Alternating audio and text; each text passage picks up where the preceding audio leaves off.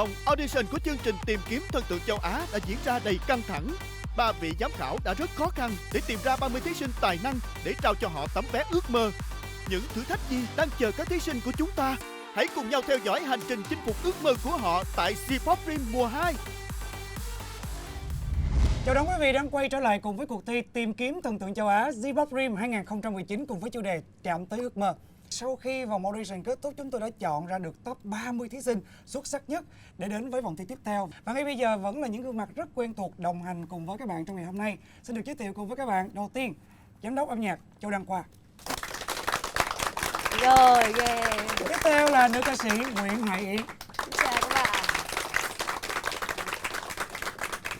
Trước khi đến với những thông tin dành cho vòng thi này thì đầu tiên chắc là các anh chị trong ban giám khảo sẽ có một vài lời để mà chia sẻ cùng với những gương mặt tài năng của chúng ta ngày hôm nay, đúng không ạ? Xin chào tất cả các bạn. Sau 5 tiếng, có vẻ khoảng 4-5 tiếng gì đấy nhỉ, các bạn được nghỉ ngơi thì bây giờ mọi người đã sẵn sàng chưa ạ? Sẵn sàng. Có vẻ rất là nhiều năng lượng đúng không? Và đầu tiên là một lần nữa Hải xin chúc mừng lại các bạn vì đã có mặt trong vòng này. Và hôm nay là một ngày vô cùng đặc biệt. Đó chính là gì? Cái bình thường ấy, như ở vòng trước ấy thì Hải Yến cũng như là Châu Đăng Khoa thì đã biết các bạn đã có những cái được gọi là khả năng như thế nào, ở những lĩnh vực nào, bạn nào có thể hát tốt, bạn nào có thể nhảy tốt, bạn nào có những cái khả năng nhỏ lẻ khác bên ngoài, đúng không? Một cách rất là rõ ràng rồi. Và ở vòng này thì các bạn sẽ được thể hiện điều đó một cách rõ ràng hơn nữa. Và không biết là các bạn đã biết thể lệ của ngày hôm nay chưa nhỉ? Chưa biết luôn đi ạ. Hãy sẽ là người ra chủ đề. Nhưng mà bây giờ trước khi mà Chiến ra chủ đề dành cho tập này á, thì mình giữ bí mật một chút xíu dành cho những bạn đang có mặt ở đây. Thì không biết là riêng về anh Châu Đăng Khoa, sau khi mà kết thúc vòng thi đầu tiên vừa rồi, anh có cái nhận xét chung gì về các bạn thí sinh của chúng ta không ạ? Thì chỉ có 5 tiếng để nghỉ ngơi thôi, chắc rằng là các bạn cũng nhiều bạn chắc không ngủ được đâu, rất hồi hộp đúng không? Nên là anh không có một cái lời nào hơn, đó chính là chúc cho các bạn sẽ bình tĩnh, tự tin và tỏa sáng cũng như là thăng hoa trên sân khấu. Và bây giờ sẽ là phần công bố thử thách ở tập thi lần này. Xin mời chị. Các bạn thân mến, thử thách của Hải Yến dành cho các bạn thì quá đơn giản rồi. Nghe từ cái tên thôi là tôi đã thấy đơn giản lắm rồi. Đó chính là gì? Là mộc. Mộc ở đây là gì? Mộc là khi chúng ta thể hiện rõ nhất bản chất về cá tính, bản chất cá tính âm nhạc, đúng không ạ? Và kể cả về bên ngoài hình thức, tất cả mọi thứ ở trên sân khấu của ngày hôm nay nó đều là mộc. Chính vì thế, một yêu cầu đầu tiên mà Hải Yến muốn dành cho các bạn đó chính là ngay bây giờ tất cả các bạn hãy tẩy trang hết toàn bộ khuôn mặt. Tội nghiệp chưa? Có thể là sáng nay đã dậy sớm trước 3 tiếng đồng hồ để make up, nhưng hôm nay phải tẩy trang rồi. Đó là một chuyện rất là bình thường. Tại sao chúng tôi có cái monitor ở đây? Khi các bạn sang Hàn Quốc, nó cũng sẽ có những cái vòng cast như vậy. Để làm sao? Để những cái ứng tuyển của những cái trung tâm ấy ạ, họ ứng tuyển các bạn về trung tâm của họ để đào tạo. Họ muốn nhìn xem cái tỷ lệ gương mặt của các bạn như thế nào, làn da của các bạn ra sao, những cái biểu cảm trên gương mặt như thế nào, vân vân. Và chắc chắn là các bạn phải đáp ứng được điều đó, đúng không? Vậy thì không có lẽ nào chúng ta lại không làm điều đó ngày hôm nay. Các bạn chỉ có 5 phút để tẩy trang. Bắt đầu. Khai ra.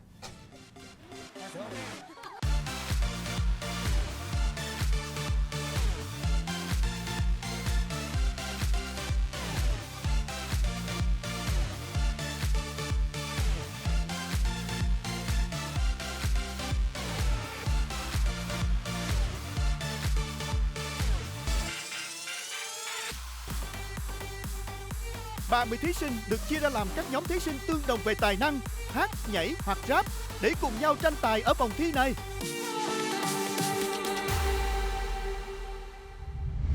Trần Phạm Lam Trường và Phạm Quốc Thành. Rồi, bạn nào đọc trước thì nhảy trước đi.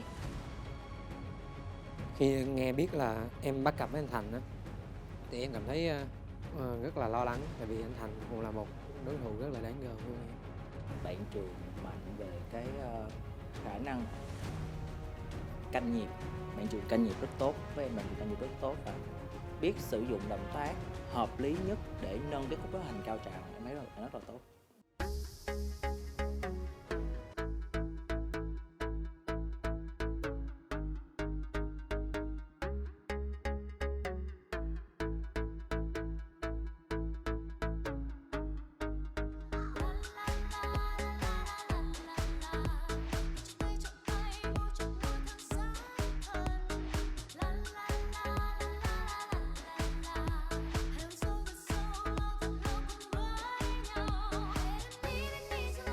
Trường kiểu cứ không có cái thần thái trong cái ánh mắt của mình khi mà nhìn vào cái camera với lại giám khảo. Em thấy bạn Trường cũng nhìn lung tung rất nhiều.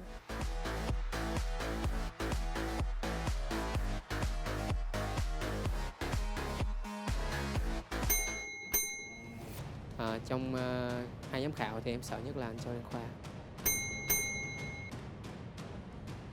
Trong đầu em lúc đó em suy nghĩ là bài này là một lợi thế cho mình có thể freestyle thêm một chút trên nền nhạc đó thì em nghĩ là thắng em cao hơn. Em biết chắc chắn là Trường sẽ chọn phong cách nhảy full, khúc nào cũng sẽ có tổ hợp này nọ. Nhưng mà với em thì em không thích như vậy.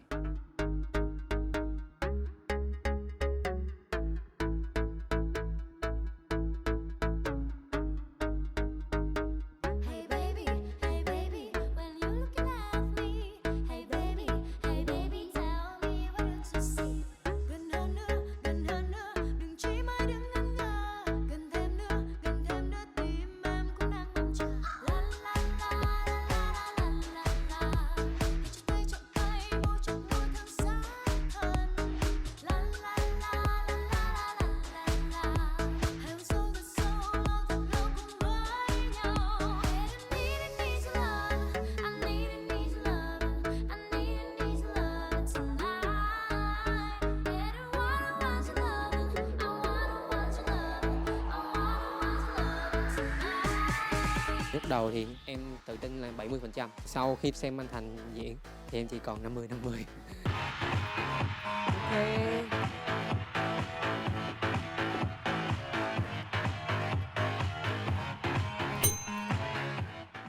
Cảm ơn hai bạn.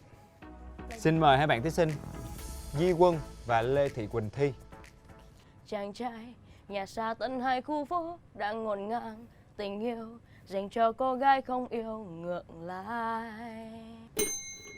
Thật lòng em đang chẳng biết mình phải làm gì khi đã không nhận ra mình vô tâm. Một mình em bước nơi đây chỉ còn hình bóng anh thôi. Em biết mình đã sai. Giờ này anh đã...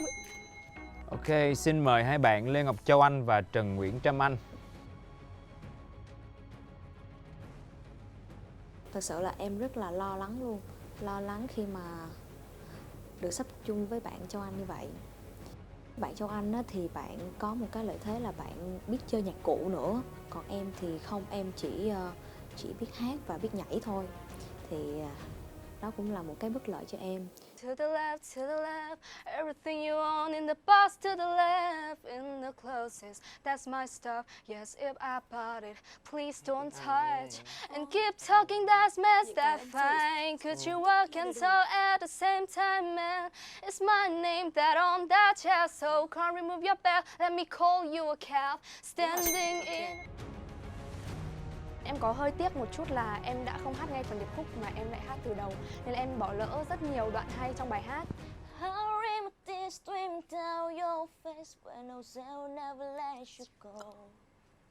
But all those shut down so much skill you like. I remember you said don't leave me here alone.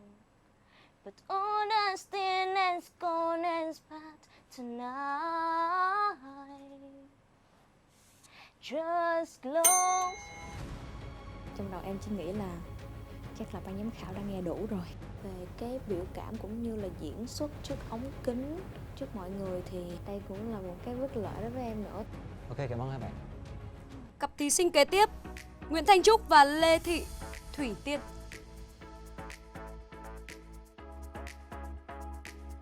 Em và Tiên thì không có biết nhau nhiều nên là khi mà được xếp chung với Tiên thì em cảm thấy bỡ ngỡ.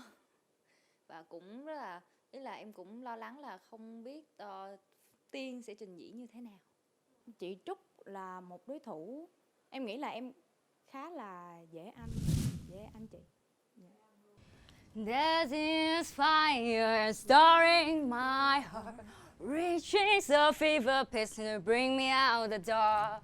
Finally, I can see you crystal clear. Go ahead and sell me out, I will lay your shoes bare. See how I under every piece of you. Don't underestimate the thing that I will do. That is fine. Ý là lúc mà thi trước thì đương nhiên là nó sẽ run, nó sẽ lo lắng hơn và mình sẽ không biết là đối thủ hát như thế nào để thể mình có thể thí dụ thay đổi trong phút chốc, thì đó là những cái bất lợi. Em biết là chị chọn bài Rolling in the Deep, thì sau đó em đã chuyển hướng sang bài Kiss and Make Up, và em nghĩ là bài đó sẽ hợp với giọng em hơn, thì em nghĩ đó là chiến thuật của em. We'll talk till morning. Bang my head against the wall. I'm scared I'm falling. Touch me like you touch nobody. Put your hands all up on me. Tired of hearing sorry. Kiss and make up. How about leave this party? 'Cause all I want is you. Cảm ơn hai bạn. Về cái phần thi hôm nay thì em chưa hài lòng lắm, tại vì thực ra thì từ vòng 1 qua vòng 2 thì tụi em cũng thời gian nó không có đủ nhiều để tụi em có thể luyện tập được nhiều. Em có nghe một số giọng của mấy bạn nữ ở đây, thì em thấy giọng của các bạn rất là đại trà, rất là không phù hợp, thì em nghĩ là chị Trúc sẽ là một trong số những người đó. Bạn Lê Thị Mỹ Hòa và Đặng Hoàng Diệu Ái.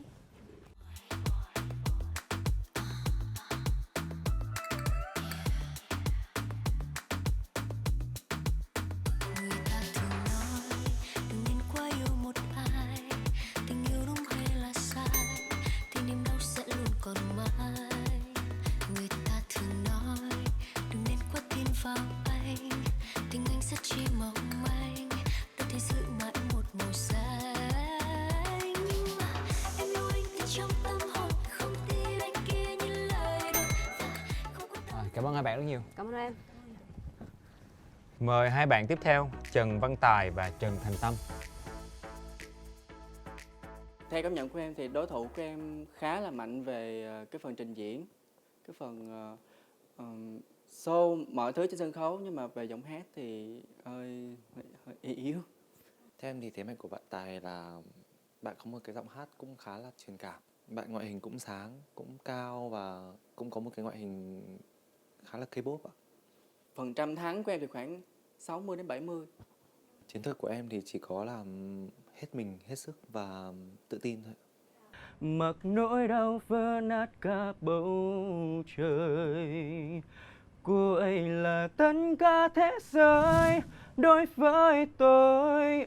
Cô ấy là tất cả thế giới đối với tôi. Cả bầu trời rơi nghiêng trôi theo màu nước mắt.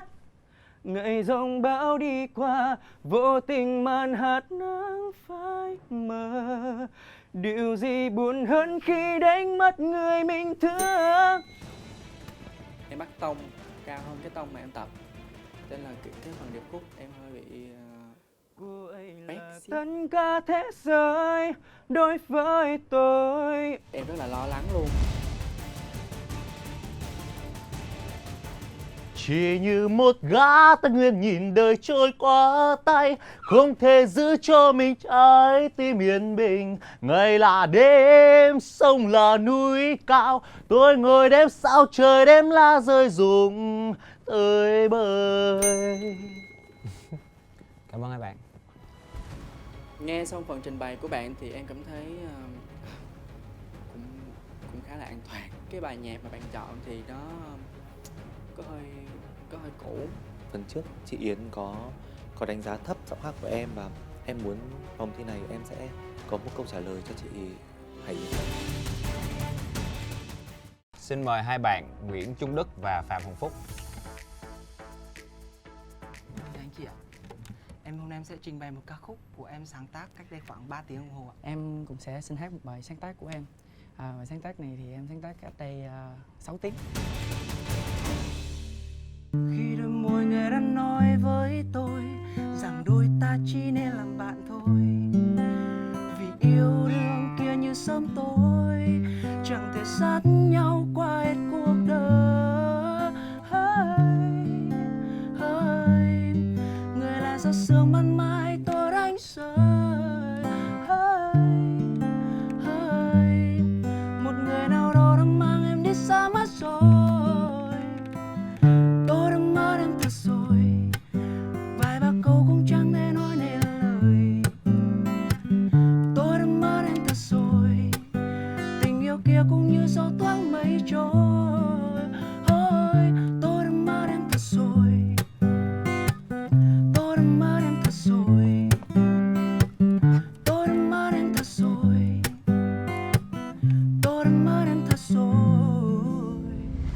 Hai ba điều gì mới lạ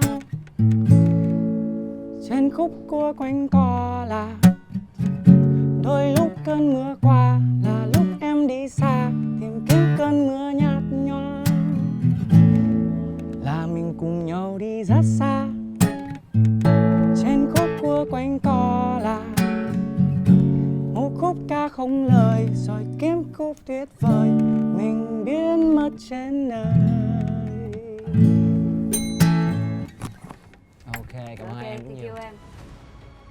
Bởi vì xưa giờ em viết là đều đa số là ballad, và em nghĩ ballad cũng sẽ khó để có thể giúp mình được thể hiện cái mộc cũng như là cái cá tính của mình trong vòng này, nên là em quyết định sáng tác một bài hát mới để tham gia cuộc thi này. Em nghĩ là em sẽ tự tin cỡ 70%. Cảm giác của em là khá là rung, bởi vì em có nghe bạn Đức hát trong phòng chờ, là bạn Đức hát cũng khá là hay, một đối thủ nặng ký. Đã vậy là bạn Đức cũng hát một bài sáng tác giống như em nữa, là trong lúc tập trước khi lên sân khấu. Bạn hỏi em bài hát của bạn có hay không, thì em nói với bạn là giai điệu của bạn khá giống một số bài em đã từng nghe.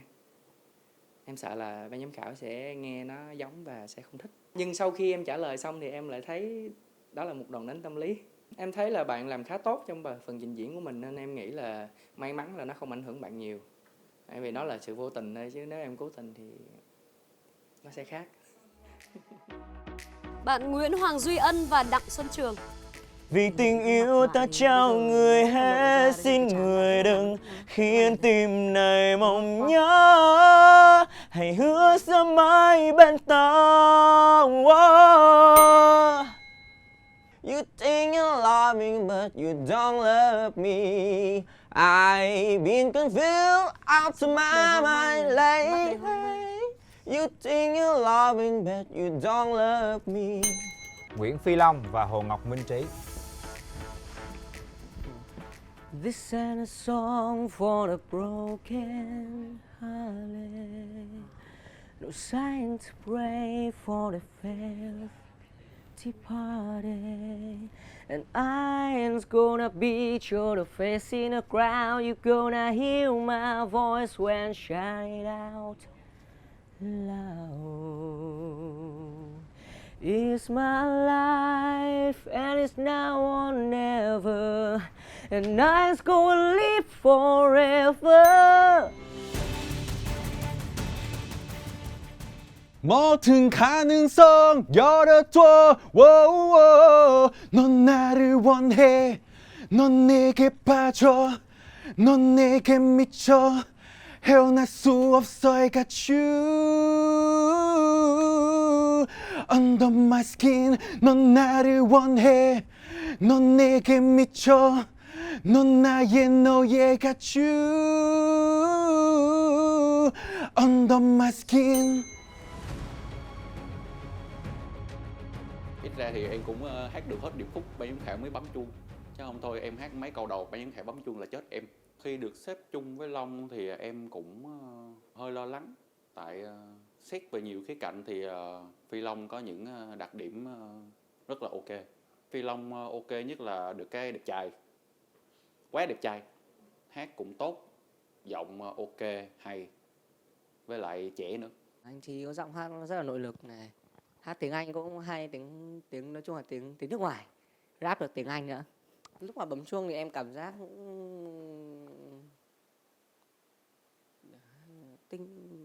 bị giật mình một cái thôi, xong rồi thì em mới nhớ ra là bấm chuông là coi như dừng hát thôi, coi như xong rồi. Em muốn được thi lại và em sẽ hát nâng tông lên một xíu để cho nó đỡ bị tổn trong lúc trước, và sẽ cố gắng hát tốt để được hát hết nguyên bài. Đó.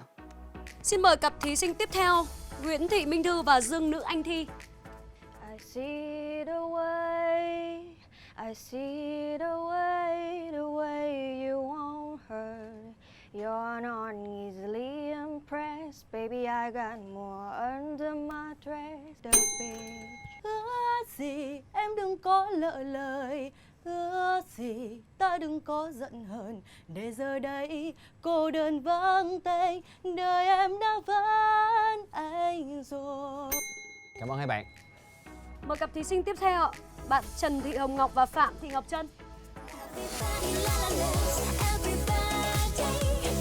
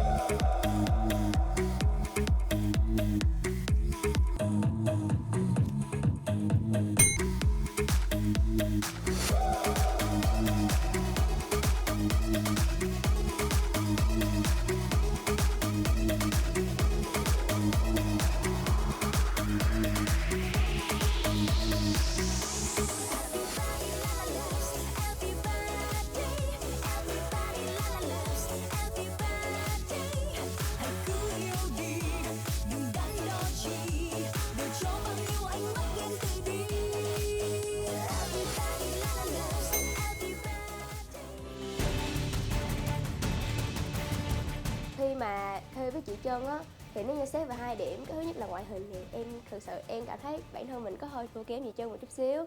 Nhưng mà nếu về nhảy thì em hoàn toàn có thể tự tin rằng là em có thể chiếm được spotlight. Dạ thực ra cái mà em lo lắng nhất là bạn Hồng Ngọc. Tại vì cái vốn nhảy của em nó ít quá. Em nghĩ điểm mạnh của em là biểu cảm gương mặt. Khi mà có nhạc lên thì gương mặt của em nó thay đổi. Ngoại hình của em nhỉnh hơn bạn Hồng Ngọc xíu. Em muốn em thắng. Và xin mời hai bạn Trần Bảo Tiên và Phùng Thắng. Mình chuẩn bị rất là nhiều bài nhảy luôn. Trong khi hát thì em không có chuẩn bị gì hết. Em đã rất là run rồi, rất là hoang mang, không biết phải làm sao luôn. Bruises on both my knees for you. Don't say thank you or please. I do what I want. I'm wanting to my soul. So cynical. So you're a tough guy, like a really rough guy. Just can't get enough guy, just a waste of puff guy. I'm the bad type, make your mama sad type, makes your girlfriend mad type, might seduce your dad type. 하지마 나 말야 너에게 밖에선 살 수 없어 내게 너와 나로 모든 시간마디 한 노래뿐이야. Hơi nuối tiếc là do phần vừa rồi mình hát hơi vội quá. Nhưng mà em lại suy nghĩ là nếu như mà ban nãy mình không hát vội, liệu mình có hát được hết cái điệp khúc hay là không? Em nghĩ là mình nên tự tin với những gì mình đã làm và mình phải chấp nhận nó. Bé Tiên á, cái phần chuẩn bị của bé nói thực sự hôm nay là không có tốt. Phải nói là cái bài vừa rồi nó hát rất là phô. Trời ơi, nó phô lòi tòi phòi luôn mà. Nó không quá 3 nốt. Nó cứ tằng người nè. Với một cái vấn đề nữa là con bé nó chọn sai bài. Cái bài này không phải là sở trường của bé. Bé bị một cái yếu điểm nữa là nó không có thuộc bài nào hết trơn. Mời bạn thí sinh Lê Duy và Kiều Phan Quốc Lân. Không muốn ai thay mình chăm sóc em những ngày tới. Họ nghĩ đã đau lòng nhưng chắc ai đây ngoài tôi. Em bước đi nhẹ nhàng nhưng trong anh bão tố. Nghẹn câu em đừng đi nữa nhưng tại môi mím chặt chẳng thể một lần nói ra. Lại gần hôn anh sẽ để em mặt trời. Lại gần hôn anh, hay em để anh chơi vơi. Giờ còn. Cảm ơn hai bạn. Xin mời hai bạn thí sinh Mai Tiến Anh và Nguyễn Duy Long. Chỉ cần ta mãi luôn dành cho nhau những chân thành, mọi khó khăn cũng chỉ là thử thách. Vì trái tim ta luôn luôn thuộc về nhau. Đôi ba lời hát viết ra theo anh dần vào quên lãng nơi đâu cho anh tìm lại mình như xưa, và thế nỗi đắng cay anh từng mang theo bao ngày qua. Ok, cảm ơn hai bạn. Vòng studio với chủ đề Mộc đã đi được nửa chặng đường. Chặng tiếp theo, những thí sinh của chúng ta sẽ thuyết phục như thế nào trước ban giám khảo mình là người xứng đáng đi tiếp.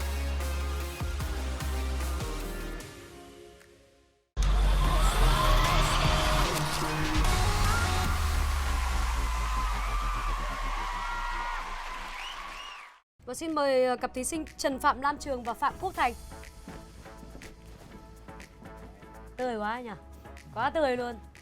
Thế hai bọn em tự nhận xét về phần biểu diễn của mình đi trong ngày hôm nay. Em tự tin về biểu cảm của em. Em mạnh về cảm giác hiểu về cái ngôn ngữ hình thể của mình, và em bắt nhịp tốt và em biểu cảm được. Vậy giữa hai bạn ai sẽ là người xứng đáng hơn được đi tiếp?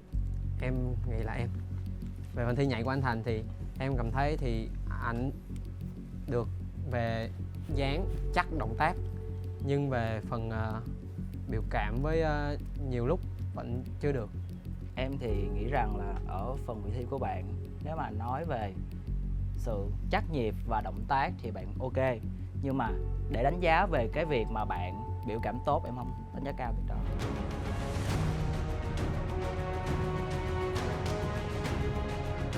Bởi vì em thấy bạn không tự tin và bạn hay nhìn qua nhìn lại, kiểu như bạn sợ hay bạn ngại cái gì đó, bạn không dám nhìn thẳng vào ống kính và ánh mắt của hai anh giám khảo. Như việc đó em lại dám. Bạn tự tin rằng em làm tốt hơn bạn. Bạn bị vô một cái khung là mình cứ phải đến nhịp đó là mình phải tổ hợp này tổ hợp kia, nhưng với em không. Nhảy mình phải hiểu cơ thể mình, hiểu nhạc, mình phải hòa nó lại làm một và mình sử dụng hết kiến thức mình có để mình chơi hết mình với cái bài nhạc đó mới gọi là nhảy. Còn nhảy cứ tổ hợp không, với em không đánh giá cao như vậy. Bạn Thành có đi tổ hợp chứ không freestyle. Cũng có freestyle chút nhưng mà đi tổ hợp nhiều hơn.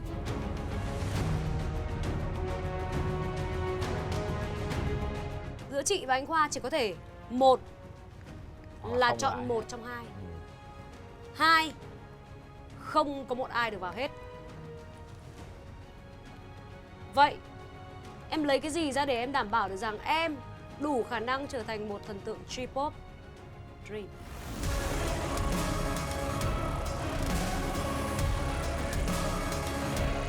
Mỗi người mỗi ý, thì với em thì bạn đó yếu hơn em. Em nghĩ giữa em với anh Thành là người nhân tố đó chính là em. Em tự tin là em. Nếu để cho các em nói một câu nói nó đủ cái sức thuyết phục, đủ tạo niềm tin cho chị Hải Yến và anh Châu Đăng Khoa thì các em nói gì? Em sẽ cố gắng thể hiện sâu hơn về màn hát của mình. Chỉ cần có mặt là em sẽ làm hết mình. Ok, cảm ơn em. Rồi. Mời hai Cảm bạn ra ơn ngoài em. đợi kết quả.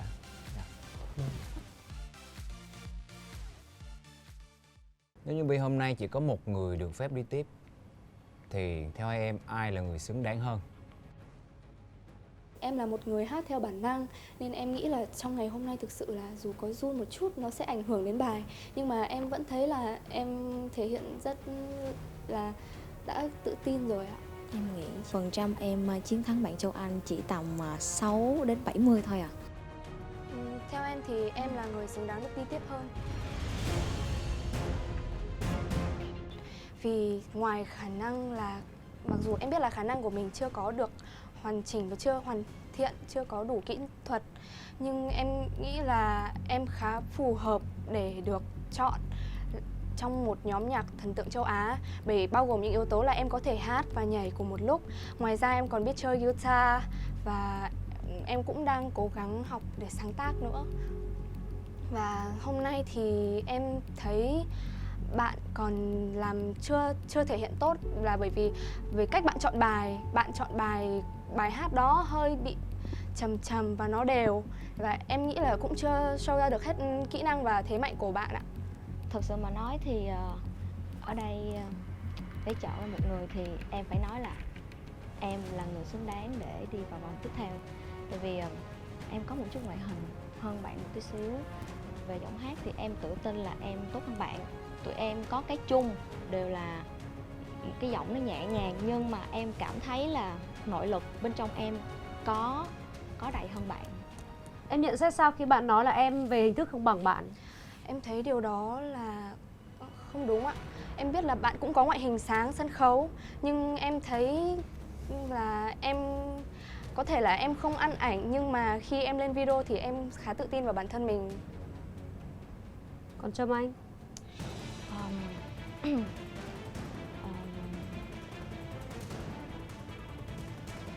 Nếu em không thể quyết liệt được thì cơ hội sẽ nhường lại cho người khác.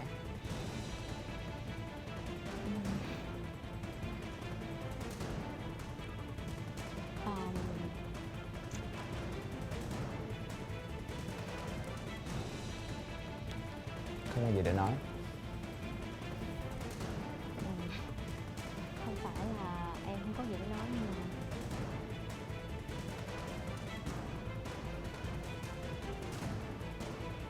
cái điều mà bản thân mình tự tin về mình ấy, cũng là một điều rất tốt. Nhưng mà không biết rõ về bản thân mình ấy, thì là một điều còn tệ hại hơn.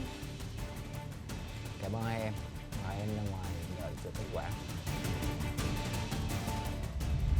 Hai em có cảm thấy hài lòng về phần thi của mình ngày hôm nay không?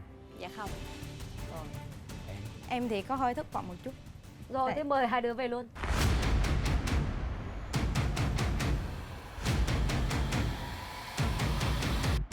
Vậy nếu như hôm nay chỉ có một người trong hai em được đi tiếp thôi á, thì ai cho rằng mình xứng đáng hơn?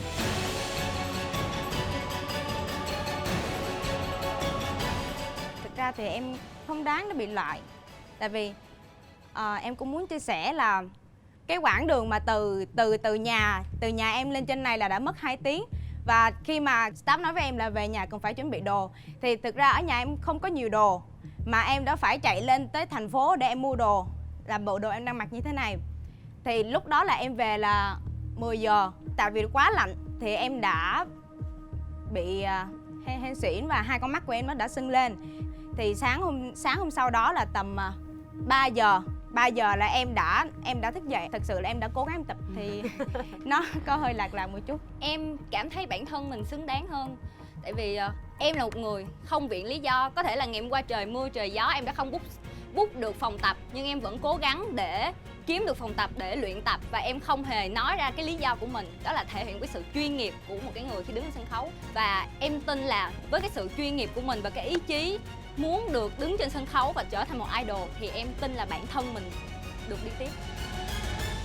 Nghe bạn trình diễn thì em thấy bạn rất là rung. Và cái bài bạn chọn nó em nghĩ là không phù hợp với bạn. Em đã chọn một cái bài em nghĩ là rất là phù hợp với em và trình diễn tốt hơn bạn. Em có lúc mà nãy diễn thì em có nhìn qua bạn, thì nhiều khi mà bạn hát á, thì bạn không tập trung vào camera nhiều cho lắm. Thì đó là cái em cảm nhận khi mà mình hát thì mình phải nhìn vào camera, nhìn vào giám khảo. Để khi mà tại vì camera là cái mà thu hình trực tiếp từ mình cho đến khán giả, thì phải nhìn thẳng vào, phải tương tác với nó giống như mình đang tương tác với khán giả, thì khán giả mới có thể bắt đầu biết tới mình và yêu thích mình. Em đã nhìn camera suốt, chứ không như chị nói là em không hề nhìn camera. Về tài năng thì em nghĩ là em hơn chị Trúc. Em cảm thấy bản thân mình xứng đáng hơn. Bản thân em xứng đáng để đi tiếp. Cảm ơn em. Giờ mời em ra ngoài và đợi chờ kết quả. Mời hai bạn Trần Văn Tài và Trần Thành Tâm. Hai bạn tự đánh giá phần biểu diễn hôm nay của mình như thế nào? Em cũng biết xử lý một số chỗ trong bài hát để nó có thể có cảm xúc hơn. Cô ấy là tất cả thế giới đối với tôi. Thì phần thi của bạn Tài ban nãy thì là quét.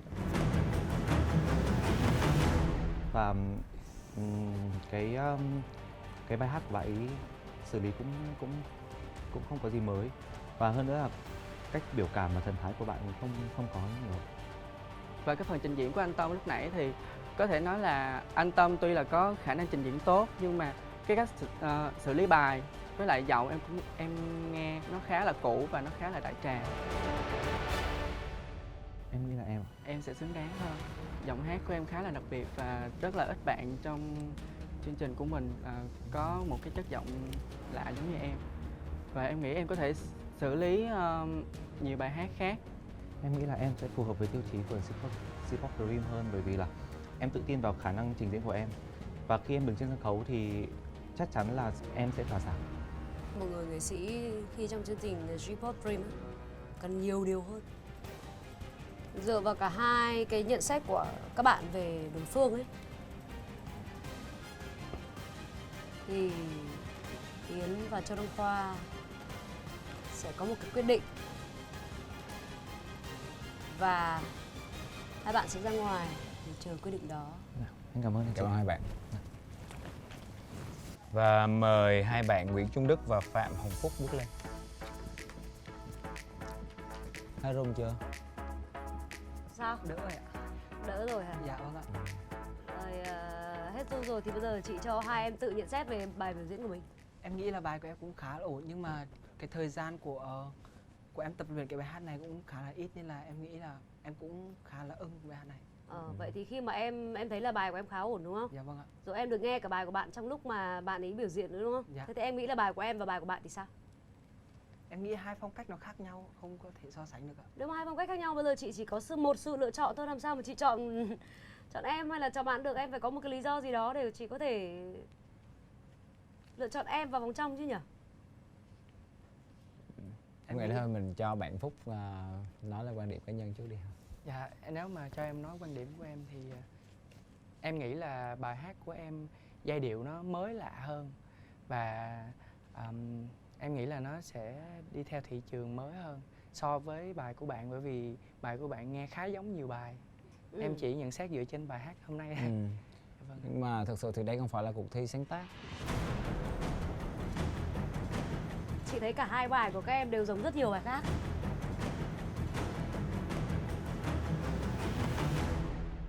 Em nghĩ là theo tiêu chí của chương trình mình thì em sẽ phù hợp để đi tới vòng trong nhiều là hơn là anh. Tại em sao? có thể nói rõ về tiêu chí của chương trình.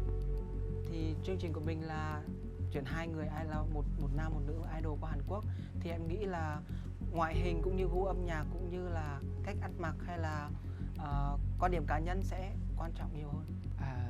Nếu như em có cơ hội để sang Hàn Quốc để mà được đào tạo thành idol thì em sẽ có sự cố gắng để tập luyện, và qua sự cố gắng tập luyện đó thì em cũng sẽ cải thiện được ngoại hình của mình, và điều đó là chắc chắn.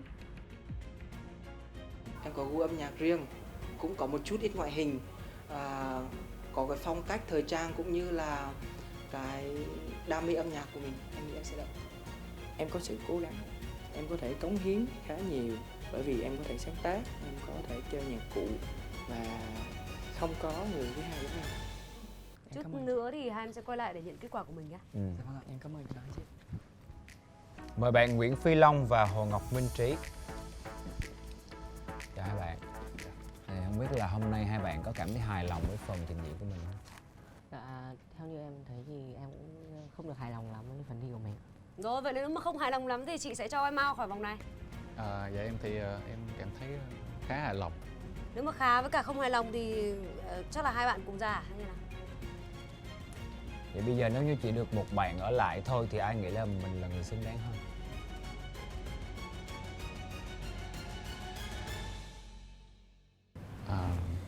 Vậy em nghĩ để Long nói trước. Thế thì anh nói trước đi.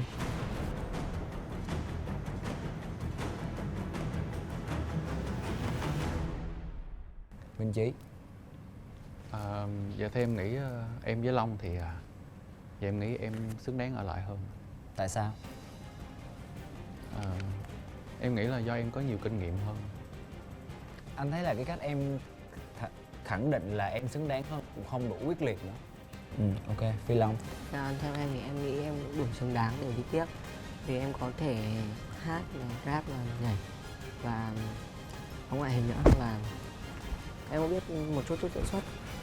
Nhưng mà nếu anh nói ngày hôm nay em làm không tốt so với bạn thì sao? Chính xác.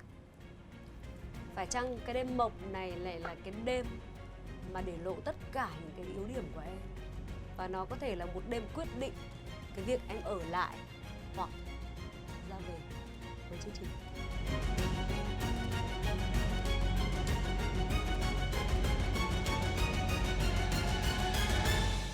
Thế mạnh của mình là giọng hát nội lực. Giọng Long thì nó không có nội lực. Em có thể hát được tốt này, nhảy được tốt và rap được này, có cả ngoại hình nữa. Chương trình nên chọn em. Cảm ơn hai bạn. Mời các em ra ngoài, chút xíu nữa quay lại thì mình sẽ nhận kết quả. Dạ, em cảm ơn. Xin mời hai bạn Trần Thị Hồng Ngọc, Phạm Thị Ngọc Trân. Nếu như chỉ có một cơ hội dành cho một người đi vào vòng trong thì theo hai em ai là người xứng đáng hơn? Em nghĩ em sẽ xứng đáng hơn. Nếu như mà so sánh về kỹ thuật cũng như là về những cái căn bản thì em nghĩ em có thể tốt hơn chị Trân ạ. Em nghĩ là em có đủ đam mê, có đủ khả năng để tiếp tục. Em nói ở đây mà ai có đủ đam mê hay không thì ở đây ai cũng có đam mê cả. Thì em không được cái khả năng như em là được tiếp xúc từ nhỏ, nhưng mà khi mà em biết, em nhận định được đây là đam mê của em thì em đã cố gắng theo đuổi nó đến bây giờ. Vậy nếu như ngày hôm nay chị loại cả hai em thì các em nghĩ như nào? Thì em nghĩ đó là quyết định của chị, thì tụi em không thể thay đổi, nhưng mà tụi em sẽ cố gắng chứng minh cho chị thấy đó là quyết định sai. Thực sự thì khi mà bản thân em đến với chương trình này á, thực ra thì em cũng không có hy vọng bản thân mình nhiều lắm. Tại vì em cũng đã 12 rồi, thực sự thì cái việc học nó vẫn quan trọng hơn. Chỉ vậy thôi. Một cô gái trả lời là chị sẽ tiếc. Chị mà loại chị chả có gì chị tiếc. Em không có lý do để thuyết phục chị thì chị loại em là đúng thôi. Còn nếu mà bây giờ em cảm thấy cái việc học lớp 12 của em nó quan trọng hơn cái việc mà mơ ước của em, hay là cái mong muốn của em, hay là cái hy vọng của em trong cái chương trình này ấy, thì em cũng có thể đi về để học lớp 12 của em, đúng không? Và chúng ta thì có thể là chia tay nhau ở đây, đúng không? Vậy nếu mà có thể chia tay nhau ở đây thì có lẽ là cái việc tốt nhất nên làm là bây giờ là thôi chị mời hai em ra ngoài để chờ kết quả nhá. Còn bây giờ chị không trả kết quả cho em. Ok, cảm ơn hai đứa. Xin mời Bảo Tiên và Phùng Thắng. Hai em, hôm nay chỉ có một người duy nhất được vào vòng trong. Em nghĩ ai là người xứng đáng hơn? Em nghĩ em xứng đáng để đạt được thành quả của mình. Em có thể hát, có thể nhảy, em có thể đánh piano. Ngoài ra em có thể uống dẻo, nhào lộn và những khả năng khác em cũng có thể, như là võ thuật hoặc là bơi lội, vân vân. Sau một hồi tự dưng tôi thấy giống như kiểu một trung tâm huấn luyện thể thao quốc gia ở đây ấy. Nếu như mà để chỉ chọn một trong hai thì em cảm thấy thì bản thân em có thể em sẽ dành một vé để vote cho bản thân mình, bởi vì em có một cái chất giọng, một cái khả năng sáng tác và có thể hát, rap và nhảy cộng với biên đạo, cùng với nhiều tài năng khác liên quan đến nghệ thuật. Chị nói cho các em nghe, đã có ai nói với các em về các yếu điểm của em? Em thì là những cái điểm yếu của em ấy thì thứ nhất là em hát bằng một cái bản năng mà nó rất là phô. Nói chung là những khuyết điểm của hai em á, thì tất cả bọn tôi ở đây thì đều nhìn thấy hết rồi. Tuy nhiên cái chúng tôi cần nghe ở đây là cái sự khẳng định rằng bản thân mình sẽ xứng đáng hơn đối thủ. Nếu như các em không thuyết phục được tôi hay là chị Yến thì chắc chắn các em sẽ phải ra về. Rồi, bây giờ thì có lẽ chị mời hai em ra ngoài để chị và anh Khoa sẽ suy nghĩ xem là một trong hai em ai sẽ là người được vào tiếp. Em cảm ơn anh chị rất là. Mời bạn thí sinh Lê Duy và Kiều Phan Quốc Lân. Nếu bây giờ chỉ có một người được đi tiếp thì hai em sẽ thuyết phục đối thủ của mình từ bỏ và nhường lại cái suất đó cho mình như thế nào? Bản thân thì Lân tự tin hơn là mình có thể là một trong những người đại diện Việt Nam có thể vào nhóm nhạc này. Đã vô được tới vòng này thì ai cũng có quyết tâm của bản thân mình. Có thể là phần dự thi của em không đúng như lúc đầu em mong đợi, nhưng em cũng đã cố gắng trình diễn cái phần của mình. Thì tốt hay không tốt nhưng em vẫn muốn mình sẽ được người đại diện Việt Nam để vô. Vậy anh xin lỗi, anh hỏi một câu là khi mà mình nhìn nhận lại là mình cần nhiều thời gian để trau dồi kiến thức hơn hoặc là để học hỏi nhiều hơn thì phải để lần sau, thì lần này anh xin lỗi em. Có lẽ là Hải Yến và Trần Khoa cần thêm thời gian để suy nghĩ về cặp thí sinh của các bạn. Mời hai bạn Lê Thị Mỹ Hòa, Đặng Hoàng Diệu Ái. Nếu như chỉ có một người được đi tiếp thì ai sẽ là người xứng đáng hơn? Em nghĩ là em cảm thấy là cái buổi biểu diễn ngày hôm nay lúc mà đấu với lại bạn Diệu Ái thì em cảm thấy bản thân mình làm tốt hơn bạn Diệu Ái nhiều. Em nghĩ là so với chị Hoa thì em biểu cảm tốt hơn một chút và nắm chắc nhiều hơn. Nếu chỉ như vậy thì hai em không xứng đáng được đi tiếp. Cảm ơn hai đứa. Bạn Nguyễn Hoàng Duy Ân và Đặng Xuân Trường. Bây giờ chỉ có một cơ hội để cho một người được đi tiếp thì em sẽ nói gì với đối thủ, thuyết phục đối thủ nhường cơ hội đó lại cho mình và đi tiếp, và người kia sẽ đi về. Bạn ơi, bạn hãy trao cơ hội cho mình. Vì mình nghĩ là sẽ có những cái mô hình cuộc thi phù hợp với bạn hơn. Và đây là tìm ra một nhóm nhạc thần tượng nam, thì bạn hãy nhường cơ hội đó lại cho mình. Chuyện cơ hội thì cả hai đều như ngang nhau, và em nhất định là em sẽ không trao cơ hội đó cho đối phương, vì em đã cảm thấy là em đã xứng đáng và em đã cố gắng hết sức, nên em phải giành được cơ hội đó để được vào vòng tiếp theo. Và hai em nghĩ ai là người xứng đáng được đi tiếp vào vòng trong? Lúc mà em nghe thì là bạn hát chưa có được cao trào, cái bài hát là chưa có được cái phần gọi là biểu hiện được cái giọng của bạn là có nội lực hay không. Với phần thi của bạn thì có một cái bài hát rất là bình thường và một chất giọng bình thường. Nếu mà để nói về phần thi của hai em ngày hôm nay, chị chỉ có đúng một chữ duy nhất. Tệ. 5, 6, 7 chữ rồi. Ngày hôm nay em có biết là em thể hiện như thế nào không? Nếu cho em thang điểm trên 10 thì em tự cho mình bao nhiêu điểm? 4. Còn Quân? Dạ, em tự chấm là 5/10 ạ. 5/10. Cả hai đều fail. Chắc có lẽ tôi và Trần Văn Khoa cần thêm một chút thời gian để suy nghĩ, để quyết định dành cho hai bạn. Mời các bạn ra ngoài để đợi chút. Em cảm ơn. Bạn Mai Tiến Anh và Nguyễn Duy Long. Trần Khoa và chị Yến. Chị thì cười mà chị quay sang thì thấy anh Trần Văn Khoa, anh cái thở một cái rất dài. Nói chung là hôm nay hai em làm tôi rất là thất vọng. Tôi cũng chẳng có gì để chia sẻ thêm. Thậm chí trong bảng này các bạn khác thì được nót lại là các bạn ấy hát như thế nào. Còn hai bạn trắng trơn. Thế là thôi. Mời hai bạn ra ngoài luôn. Mời hai bạn ra ngoài luôn. Một chút xíu hai bạn vào nhìn kết quả. Chị có thể cho em một cơ hội được không ạ? Em nghĩ là anh chị nên cho em một cơ hội. Em chắc chắn. Bây giờ chị cho một cơ hội duy nhất này. Hãy chỉ ra những khuyết điểm của đối phương trong ngày hôm nay. Bởi vì khi các bạn đó một biểu diễn thì các em đang ngồi tại đó.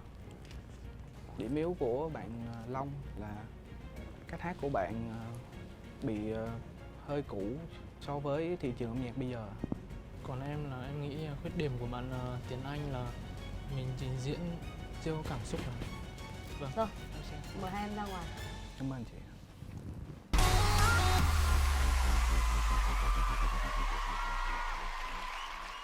Bây giờ trước mặt hai chúng ta bây giờ là danh sách của thí sinh ngày hôm nay. Em thấy mọi người ngày hôm nay như nào? Hôm nay thì theo quan điểm cá nhân của em á, thì các bạn chưa có thể hiện được hết khả năng của mình. Hoàn toàn chị thấy Chỉ chưa nổi mới bật. khoảng 50% thôi. Đặc biệt là hôm nay là Phi Long là một người làm em rất là thất vọng. Chị cũng thế luôn. Hôm nay ai làm tốt thì người đó được đi tiếp, còn không tốt thì đi về. Nhưng mà Phi Long thì rõ ràng là so với cả bạn Trí đúng không nhỉ? Cái cặp của bạn ấy là bạn Trí là gì đấy đúng không? Nhớ. Thì thứ nhất là chị thấy là cái hình ngoại hình khá tốt. Cái thứ hai là thật ra là trong cái bài thể hiện của Phi Long ấy, nó vẫn có những cái chỗ là ổn chứ không phải là không. Đây là một trong những cái ca khó ngày hôm nay, không biết là quyết định như thế nào. Nếu là em thì rất là kỳ vọng đấy. Em sẽ không chọn bạn ấy.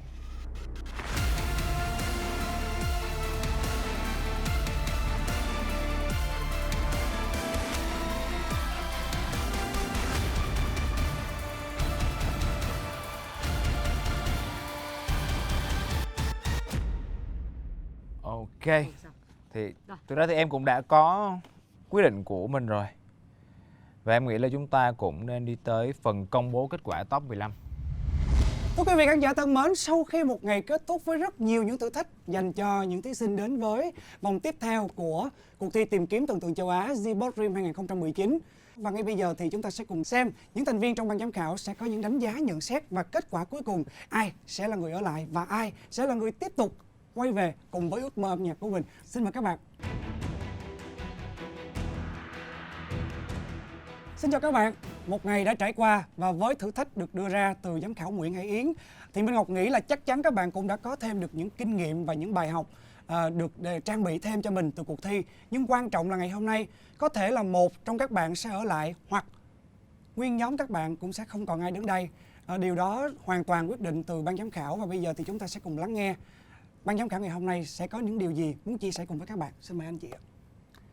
Ngày hôm nay thì tôi thực sự phải nói là rất thất vọng với lại phần thi của các bạn.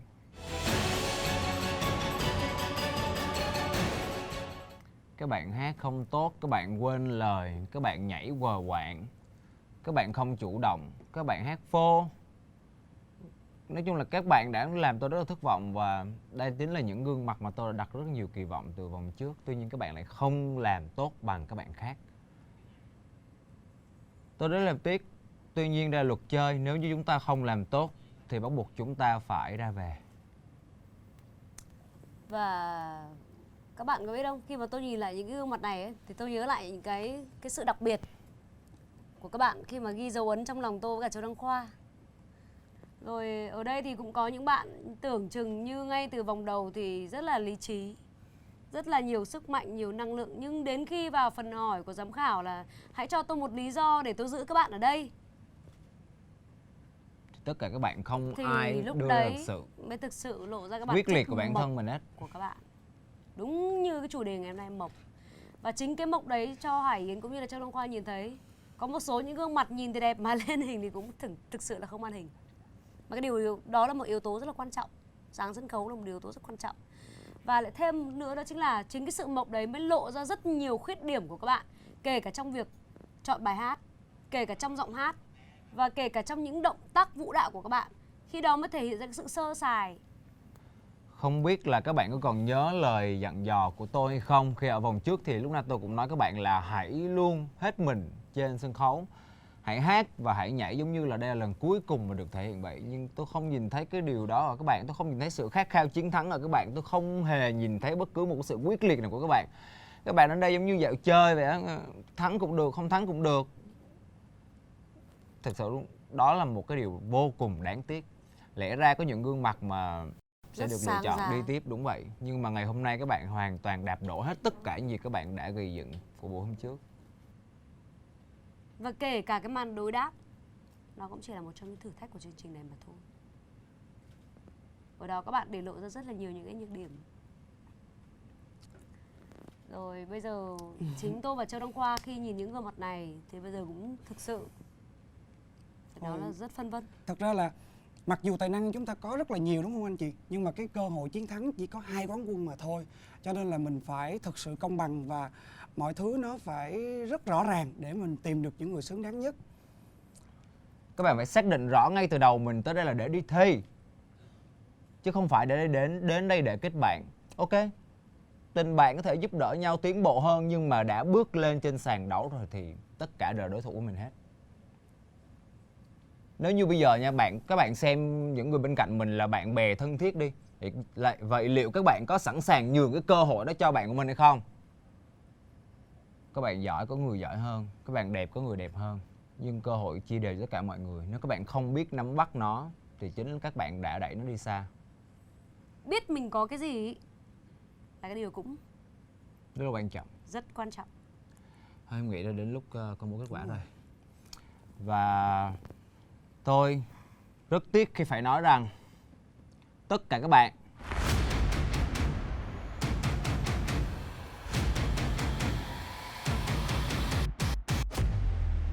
Là tạm biệt tất cả các bạn tại vòng này. các bạn nằm trong top an toàn và chúc mừng các bạn sẽ được đi tiếp.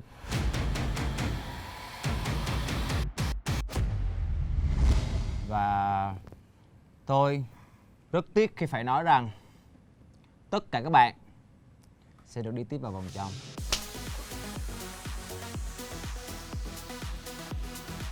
Cái điều tiếc của Khoa ở đây ý, với các bạn ấy không phải tiếc vì các bạn phải đi về, mà tôi tiếc là các bạn đã không làm tốt hơn ở cái tập này.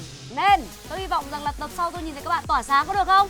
Tại vì rõ ràng là các bạn có thể làm tốt hơn nhưng các bạn lại không làm cái điều đó. Tôi cảm thấy nuối tiếc vì các bạn không làm điều đó, chứ không phải nuối tiếc vì các bạn phải đi về. Nếu như một lần nữa mà tôi vẫn nhìn thấy được những cái e dè nhút nhát và những cái sự thiếu quyết liệt của các bạn thì chắc chắn tôi sẽ là người tiễn các bạn đi về. Các bạn đồng ý không? Tuổi trẻ là không bao giờ làm cho mình cảm thấy nuối tiếc và vẫn cứ đi. Ok, một tràng vỗ tay.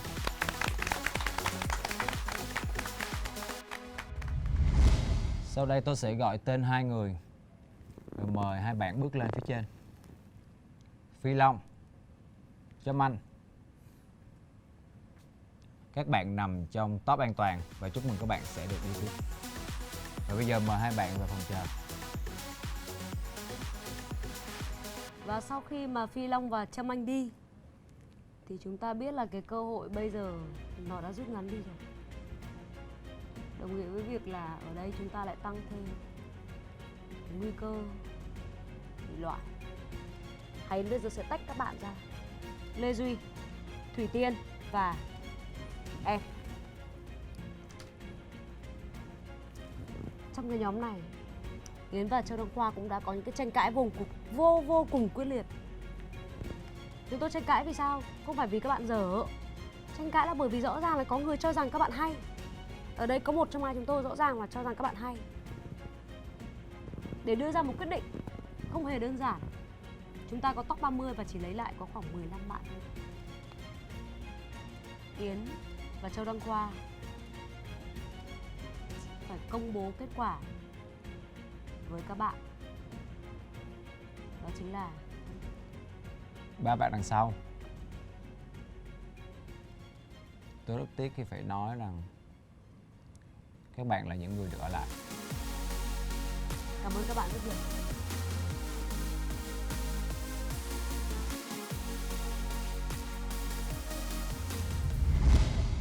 Đây là một trong những cái nhóm thí sinh mà tôi và Châu Đăng Khoa tranh cãi nhiều nhất. Hai chị em thì người thì muốn giữ, người thì không. Và cái điều đó cũng thể hiện rằng là rõ ràng trong các bạn cũng có những cái tài năng, cũng có những cái khả năng, cũng có những cái sự thể hiện tốt trong lòng của ai đó, một trong hai chúng tôi, chứ không phải là không. Và quyết định cuối cùng dành cho các bạn trong ngày hôm nay là tạm biệt tất cả các bạn tại vòng này.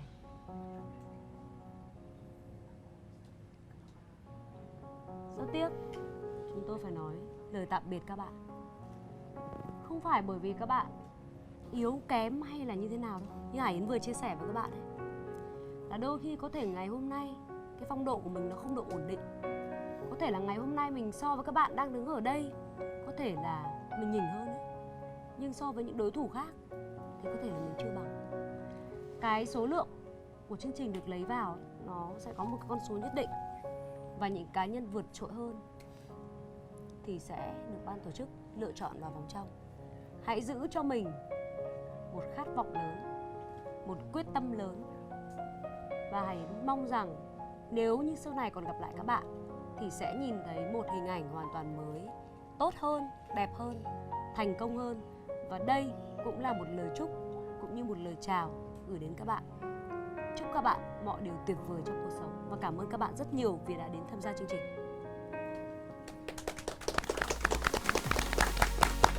Rất cố gắng ngày hôm nay rồi đúng không nào?